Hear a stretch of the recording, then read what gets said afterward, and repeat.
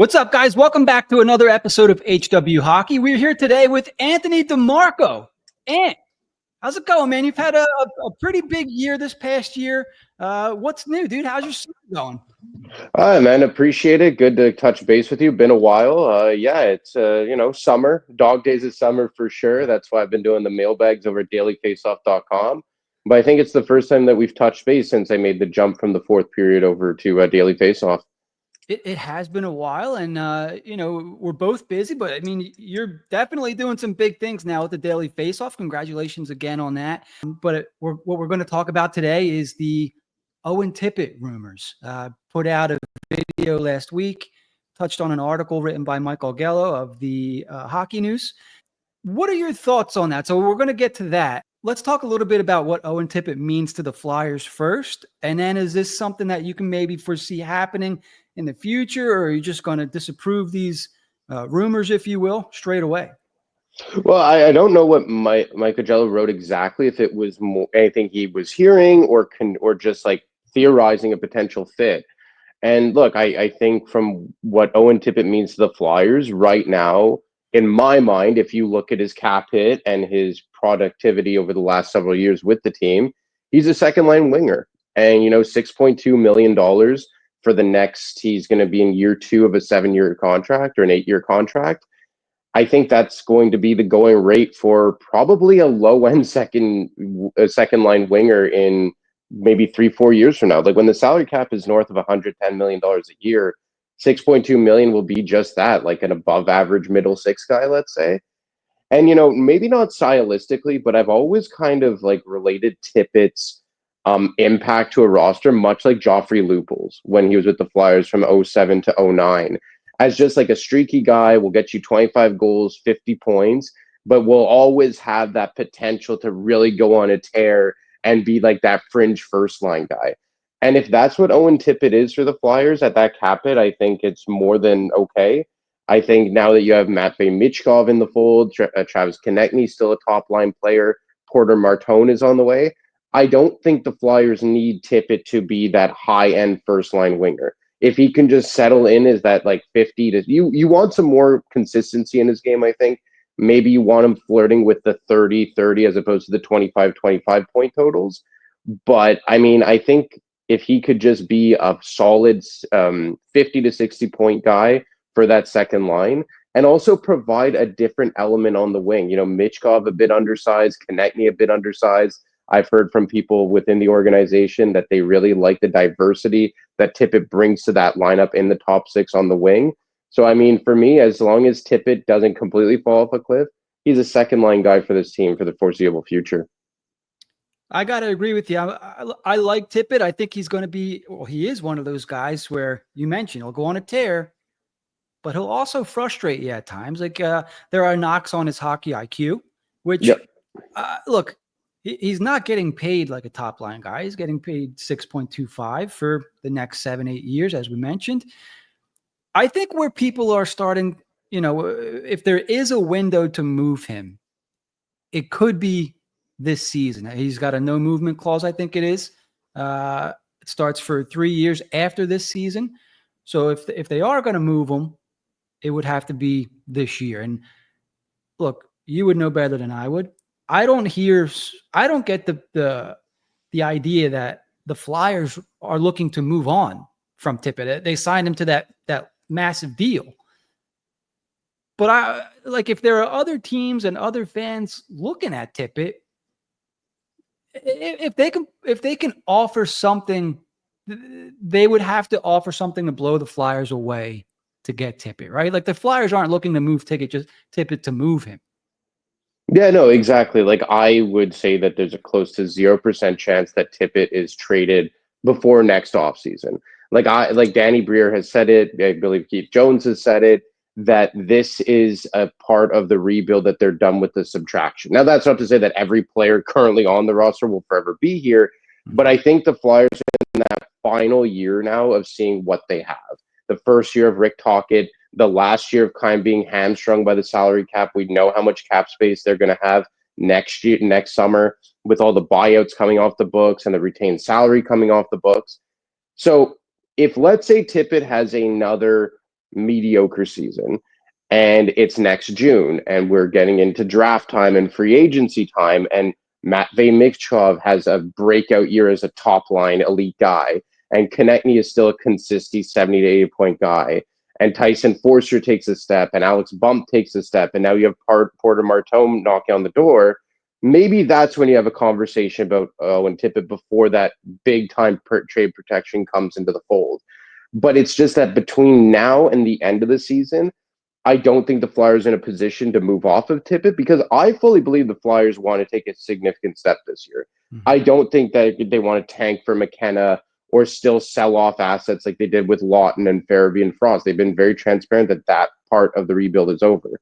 So I just, it would be almost counterintuitive to move off of Owen Tippett in season. And it's also like he's in the second year of an 8-year contract, coming off of a disappointing year, relatively speaking. You're probably not going to get max value for a guy like Owen Tippett coming off of the season they just did, and the salary cap not yet over that $100 million point yet. Like, I think next year it's going to jump like almost $15 million, if I'm not mistaken. If Tippett has, let's say, a decent bounce back season, or let's just say he goes back to what he was 2 years ago, 28 goals, 55 points in that realm, and it's $6.2 million. And now you kind of know more what he is, and the salary cap is well north of $100 million. You're going to get a lot more value. And at the same time, the Flyers are going to know more with what they have internally with guys like Baum, Martone, Forster, Michkov, etc. For sure. And you mentioned the down year from Tippett. And what I've noticed is fans sort of, there's always kind of like that whipping boy on the team kind of thing. Yep. And for years it was Morgan Frost. Whether that was right or not is, somebody else can decide. I feel like Owen Tippett's kind of catching some of that unfairly, in my opinion. By his standards so far as an NHLer, because let's face it, he's only been in the league for 3-4 years. Last year considered a down year because he only scored 20 goals, still had 43 points, but he had 27 and 28 in his first 2 full seasons with the Flyers. What can you tell the fans out there who are kind of jumping down Tippett's throat already? I mean, I think for a lot of the guys, maybe Sans Michkov last year, wasn't the best offensive year last year. Towards a little bit of dysfunction there at the end. Should we be expecting a bounce back? And so what can you tell the fans? Well, I would say first off is probably just accept players for what they are. Yeah. And I think maybe Tippett, when he came on the scene before Michkov's arrival, he was kind of like the shiny new toy in the sense of like, oh, is that young piece who's going to be a top line guy? Like, you kind of already knew what Travis Konechny was, like a fringe first line player. And after that, it was a whole lot of nothing in terms of offensive excitement. And Tippett shows up, and he really fits well under John Tortorella, specifically in the second year of John Tortorella. And then last year, or going into last year, you're expecting like, okay, he's going to finally hit 30 goals. He's going to, maybe hedge on a 70-point season. And he mildly regresses. And people are like, oh, he's this, he's garbage, and he's that. But maybe Owen Tippett is just like a Joffrey Lupul. Like, that's just the type, that's just the tier of player that I see Owen Tippett. And Lupul was always that 25 to 30 goal guy who could flirt with being a first line guy, but sometimes or most times was a second line guy. And that's okay. But maybe that's what Tippett is, and it's also okay, especially given the contract. And the second part about this is yes, we know Tippett's flaws in terms of hockey IQ, and we know his strengths, like his shot, his speed, his physical ability. But who's playing center for Owen Tippett? Mm-hmm. And if Owen Tippett is playing, let's say, top line with a guy like Sean Couturier or Ryan Poehling, 2 guys that on most teams are fourth line centers if you have cup aspirations, you have Owen Tippett playing with a center of that caliber along with getting top line matchups. And look, I'm not absolving Tippett of blame, but there's a lot of context that goes into this. Like, for me, in my mock lineup, I have Owen Tippett on the second line with Sean Couturier and Travis Konechny. Still a less than ideal center in terms of like top 6 capability as far as offense goes. But just the fact that I think that Tippett is going to be bumped down a peg with Michkov in his second year, with Trevor Zegras showing up, with the presumed arrival of Alex Bump. You're hoping Tyson Forster takes that next step. I think that Tippett will be slotted better as maybe a second power play guy and a second line player, as opposed to being on like the first wave of every offensive unit. Yeah, I think he can be that guy as well. Look, if Owen Tippett is a guy that's, on your second line, or, who knows what happens with these guys. You mentioned Martone, Bump. If Owen Tippett ends up as a guy that flexes between your second and third line, and maybe he's on your second power play unit, it wasn't that great on the power play last year when he got his opportunities. You're okay. Like Owen Tippett's a pretty good depth scoring winger to have. He's fun to watch when he's on. But like you said, he's one of those guys you're just going to have to accept. I'm not comparing him. You compared him to like Joffrey Lupul numbers kind of thing. I think a guy I used on our show last week was like a James Van Riemsdyk, where, fans wanted him to be this, wanted him to be that. And, at the end of the day, he was just a guy that scored goals, and maybe they didn't score as many as they wanted, but it just was what he was. And look, if Owen Tippett, I think he could still score 30 goals a season. He might need to put a couple in on the power play. But I think overall, I like the player, and it sounds like you do too. Yeah, I like the player for what he is. And like, let's take the James Van Riemsdyk example. My personal qualm with Van Riemsdyk wasn't Van Riemsdyk himself. It's that the GM at the time, Ron Hextall, signed him to a $7 million a year contract when the salary cap was, $13 million less. Yeah. And that was supposed to be like the crown jewel free agent piece after years of them doing this fake rebuild.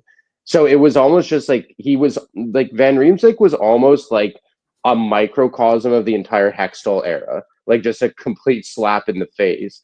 But Tippett was never supposed to be that. Like when Danny Brière signed him to that 8-year contract extension, $6.2 million, yeah, you're committing long-term to him, but you're committing to him at a fair number. And it's the same thing with Travis Sanheim. Now, should Sanheim have been locked into an 8-year contract before John Tortorella even coached a game? Probably not. Probably not. But at the same time, like you're committing $6.25 million to Travis Sanheim. That's not like number one defenseman money. Hell, at this point in time, it's probably not even number two defenseman money. Travis Sanheim's probably paid like a very high-end 3 with where the salary cap is going. So that's why I've never really had a qualm with either player. And look, Sanheim has had an incredible 2 years, especially since the departure of Ivan Provorov. So it's not apples to apples. But let's say Sanheim has a down year this year, like comparable to what we saw with Owen Tippett last season. I'm not going to like have a meltdown about it, because look at how they're paid and look at the commitment to them. When Ivan Provorov was having a down year and he was being paid $6.75 million when the cap was completely flat and frozen, it's a different story as it is with James Van Riemsdyk being compared to Owen Tippett. So I think you got to look at the context and also be like, okay, so what does this guy mean to this team, both financially and from a long-term perspective on the depth chart? Totally. And as much as John Tortorella spoke positively about Owen Tippett in the media, you still got the sense there was just a little bit more that he wanted from him. And I'm wondering because I think maybe a lot of the players had a little bit of Tortorella burnout at some point last year, maybe even towards the end of the year before. I'm wondering, Rick Tocchet, supposedly players love him, players coach type guy, it still holds everybody accountable. I'm wondering if these guys come into the rink a little bit more relaxed, playing a little bit more freely. And I wonder if this year we see that 30-goal season from Owen Tippett under Rick Tocchet. I think it's definitely possible. Again, like, look, you have another year of Matvei Michkov. Trevor Zegras is going to be a major, major factor into how this all plays out. Not just if he plays with Owen Tippett, but just the slotting. I think that if Zegras can be a first-line player, even on the wing, that pushes Tippett down a peg, and it maybe pushes him off the first power play. And maybe that tells you, like, oh, well, then he's not going to score 30 goals with that opportunity. But I just think Owen Tippett shouldn't be getting those top-line matchups or getting cracks on the first power play unit. And I think that maybe that will help him in terms of his efficiency on the ice. And, maybe Sean Couturier, who I expect to at least start with Owen Tippett, I could be wrong, but he's rejuvenated under Rick Tocchet and not under a coach who hates his guts arbitrarily. and playing with a Travis Konechny maybe consistently on that second line. Like, I think that this is a big opportunity for Tippett. Am I going to say it's a slam dunk he gets 30 goals? No, but if he scores again 25 to 30, and that's just kind of where he falls. Like, Jim, let's be honest. Let's say Owen Tippett is ultimately just a 50, 55 point guy, 25 to 28 goals. Is that a bad thing? Like, is that someone that you have to absolutely jettison off the roster? Because I still think there's a place for that type of player. Yeah, you need those guys. You need depth. The best teams in the NHL have guys scoring 40, 50 points on their second and third lines, right? And so I mentioned if Owen Tippett's scoring you 50, 55 points on your second and he's flexing into your third line, maybe he's getting second power play time, you might have a deep forward group. And that's what you need to win in the NHL and especially in the playoffs. So, I mean, the Flyers got to get there first. I think they got maybe some work to do. But Tippett's a guy that I'm not looking to, I'm not looking to take what I can get for him. Like, I'm not looking to move Tippett for picks and prospects. Like if there's a deal that the Flyers would take for Tippett, it needs to be for a position of need on the roster now. And I'm not sure that there's a team out there willing to offer that. Now, I believe in the article that I derived last week's video from, some of the players mentioned were maybe Noah Ostlund, Zach Benson. I think Bowen Byram came up, and a lot of the viewers in the comments were screaming for Bowen Byram if there was a 1-for-1. But I'm not even sure, and I'm just being honest, I'm not sure that I would sit here today and I would say, yeah, I would take Bowen Byram for Owen Tippett. That's not to say that I think Owen Tippett is worlds better. I just know what I have in Owen Tippett, and I like that. Well, look, I think Byram is a guy that the Flyers have liked in the past and kept tabs on. I know one of the biggest things that caused them trepidation was they were fearful of what that next contract was going to pay him. Bowen Byram, that is. I think he ultimately elects for a 2-year bridge deal. I believe it's $6.25 million. Yeah. So, hey, maybe in a year's time, let's just say hypothetically, the Flyers have more clarity on what Bowen Byram is. He still wants out of Buffalo like every other player that goes through there. And the Flyers are prepared to make that move. But if you're bringing in a Bowen Byram, you can't just flip Tippett for Bowen Byram and call it a day because, well, then what are you doing with Cam York? What are you doing? Like, what's the trickle down effect? Okay, Sanheim is on the right side, but then you still have Nick Seeler. Then you have Igor Zamula. Does that completely box out a guy like Emil Andre? Like, it's just, there's a lot of like moving parts before you could just make a deal like that. Now, I think that again, in 12 months' time, if maybe you have more of a feel for what you have in Andre, and if you're ready to move on from Zamula at that point, and you're saying, okay, like we're going to bump Sealer down, and York's a second pair guy, and we're going to bring in Bo Byram, and Bo Byram's like a good long-term partner for Jamie Drysdale. Yes, 100%, I can see it. I don't think it's a completely like egregious take. I just don't think it's a conversation to be had right now. But I think it's a completely valid conversation to maybe pick up next June when you know more of what Byram is. And maybe at that point, the Flyers are just like, okay, Bowen Byram put together a really good season in Buffalo. We can now cough up paying him 8 over 8, let's just say hypothetically. And you're just like, okay, Bump took a big step. Zegras is a top line guy. And Forster is, established as a second line forward. Now you're more in a position of comfort of moving off of a guy like Owen Tippett. And again, you have to give to get, right? So if Owen Tippett plays very well this season, that may be even more of a reason to flip him for a guy like Bowen Byram down the line. But I mean, again, a lot of moving parts. It's just not a conversation for right now, in my opinion. You said it all. Basically, the Flyers are not looking to move on from Owen Tippett. And I know for fans like me, and there's more out there, yeah, you're kind of glad to hear that because this is a guy I think we want to see succeed. He's an exciting player to watch when he has the puck on his stick.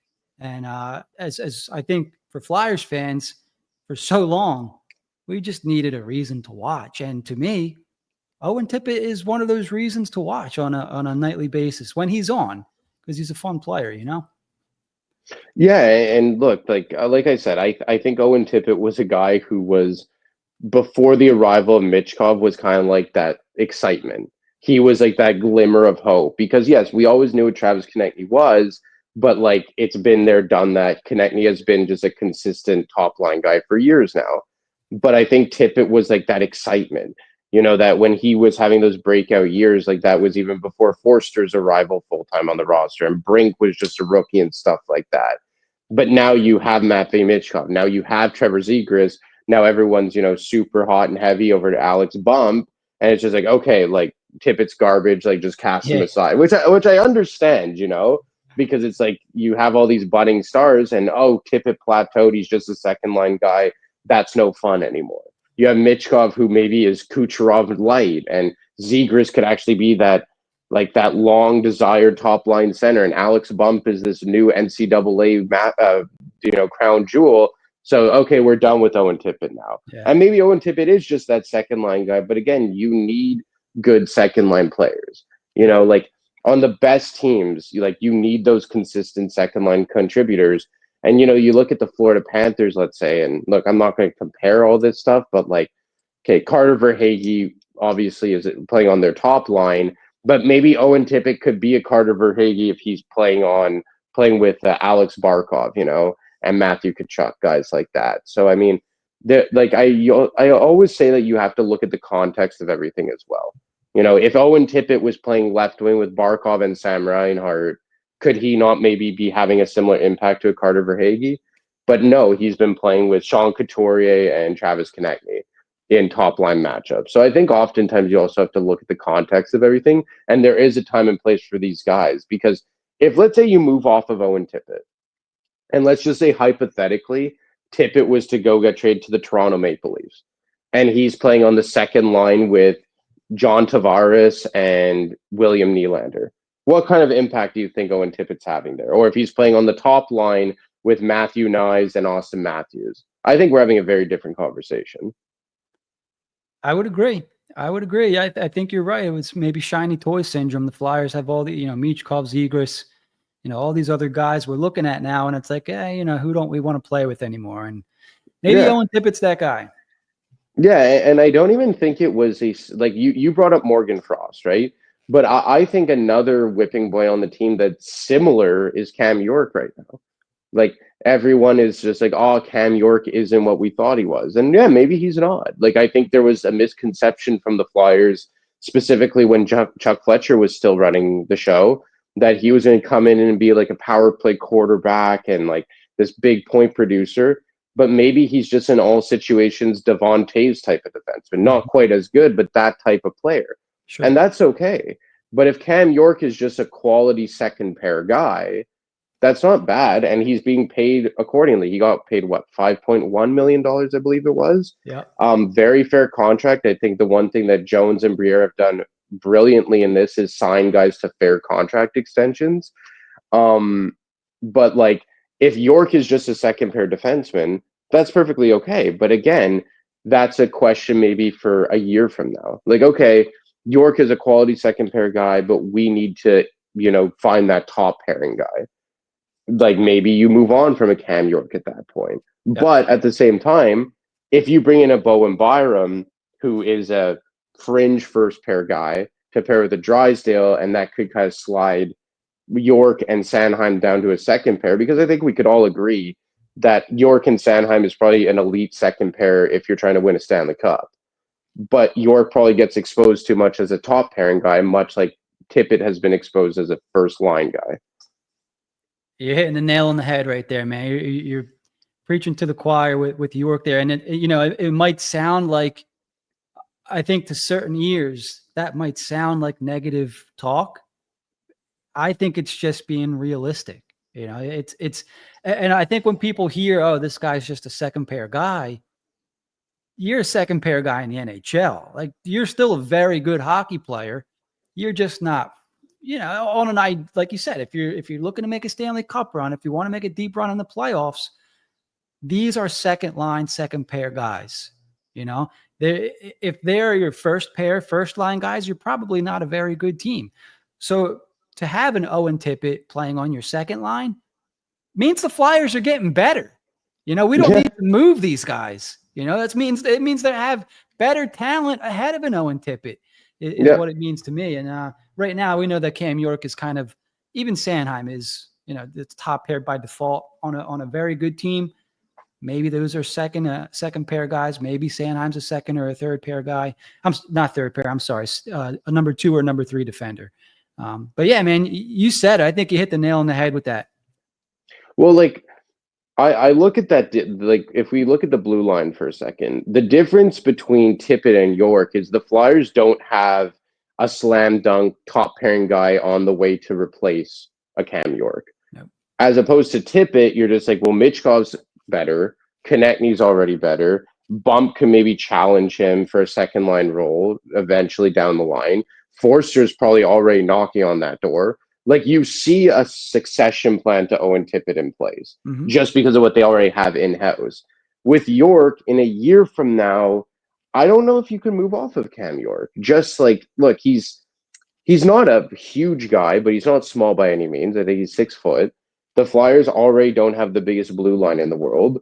And if you, let's say, bring in a Bowen Byram, that's just the name that we're using just for funsies today, that doesn't make Cam York expendable to me. Like, for me, they have to find a long-term partner to work with Jamie Drysdale. Like, Sealer's good in the interim, but you still don't have that long-term succession plan. And what's funny is all of their top defensive prospects, whether it be a Bonk or a Spencer Gill, they're all right shot guys, which is a major change of pace for not just the Flyers, but in general. Like I was talking to my colleague Stephen Ellis 2 weeks ago, and he said it's absolutely bonkers that all, no pun intended, it's bonkers that all of their top 3 right shot defensemen, because they also have the other guy they took this year, his name is escaping me, but they're all big right shot defensemen, which is what most teams are always on that endless quest to get, which is why they paid a premium for Rasmus Ristolainen 4 years ago in 2021. But let's say hypothetically, you come into 2026, and this is assuming that Drysdale takes a step and Byram, it proves to be a first pairing guy, let's say, and they pull the trigger on that. And you have a Byram, Drysdale, York, Sanheim, Sealer, Ristolainen. That's a pretty good looking top outlook as your starting 6, in my opinion. I would agree. Yeah. I mean, so look, the plan is in motion. To me, everything that Brière said years ago. So I actually had the opportunity to get him on while he was assistant to the general manager. And it's funny because I find if you go back and listen to that episode, I think it's only out as a podcast. I asked him, what would you do as a GM or something like that? And everything he says in that video or in that podcast, he's doing. And it's like, wow, this guy has a plan. He's had a plan all along. He's sticking to it. And in my opinion, he's been pretty transparent about it and things are happening. So I think as fans, it's a little bit normal to get, especially if you're a Flyers fan, man, it's just been a rough decade. I'm not sure if you saw Dale Weiss did a recent podcast. I think the podcast. I was watching that earlier. Yeah, I'm going to do a video on that later today. But it's just been a long 10 years, man, a long decade. So look, I get it. Fans are getting a little impatient, but I think Flyers have the guy in Danny Brière, and I think things, they're moving forward no matter what. It seems like if it's slow. If it's accelerated, things are moving forward. They're not staying still and they're not going backwards. So it's tough because we got to wait, but things are happening, right? Yeah, and I think the guys on PHLY have discussed this a few times, but it's like, even if you don't like the plan, which is fine, it's your prerogative. Oh, they should have tanked more or what have you, whatever it may be. Even if you don't like the plan, you cannot argue that they are being completely transparent and sticking to their plan. Yeah. They are being very consistent with everything. And I think that's the one thing that you have to respect. You can disagree with it, but you have to respect the approach that Jones and Brière have really strived for in their first. This is going to be year 3 of the Jones and Brière era. Yeah, and what I actually do like is that for as much as we dunk on Chuck Fletcher and all the wrong he did, which I still always am steadfast in the belief that it was the bigger problem was what was going on above Chuck Fletcher during that time.